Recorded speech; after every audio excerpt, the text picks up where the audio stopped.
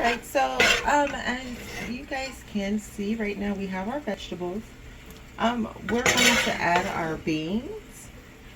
So these are just regular black beans. I did have them soaking overnight and have them cooking in a separate pot, so that way the juice won't be as dark for the chicken noodles. So we're just gonna add those beans. Once we get the beans in, we're just gonna let everything, just simmer on low for the next couple of hours. And then we'll, last but not least, add our noodles. Alright, so we have that in. We're just gonna let everything cook. And we'll bop back and check on everything. Or check on it periodically as it simmers.